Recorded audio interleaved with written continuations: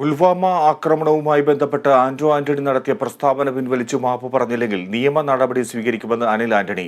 പ്രീണന രാഷ്ട്രീയത്തിനു വേണ്ടി രാജ്യവിരുദ്ധ പ്രസ്താവനകൾ നടത്തുകയാണ് കോൺഗ്രസ്. കേരളത്തിൽ CAA നടപ്പാക്കില്ലെന്ന LDF പ്രചാരണം ഭരണഘടനയെക്കുറിച്ച് ബോധമില്ലാത്തതുകൊണ്ടാണെന്നും അനിൽ ആന്റണി കൊച്ചിയിൽ പറഞ്ഞു. അദ്ദേഹത്തിന്റെ പരാമർശങ്ങൾ വഴി അദ്ദേഹം അവഹേളിച്ചത് 42 ധീര ജവാന്മാരുടെ ഓർമ്മ, അതോടൊപ്പം തന്നെ ലക്ഷക്കണക്കിന് ഭാരതത്തിന് വേണ്ടി പോരാടുന്ന സൈനികർ, അവരെയാണ് ഇദ്ദേഹം അവഹേളിച്ചത്. ഇദ്ദേഹം സ്റ്റേറ്റ്മെന്റ് തിരുത്തി ഇതിന് മാപ്പ് പറയണമെന്നാണ് എൻ്റെയും ഭാരതീയ ജനതാ പാർട്ടിയുടെയും ആവശ്യം.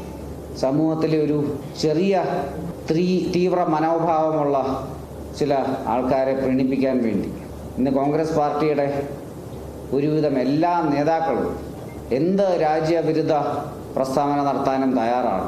ആരെങ്കിലും CAA നടപ്പാക്കില്ല എന്ന് പറയുന്നുണ്ടെങ്കിൽ അവർ ജനങ്ങളെ പ്രീണന രാഷ്ട്രീയത്തിന് വേണ്ടി വിഡ്ഢികളാക്കുകയാണ്.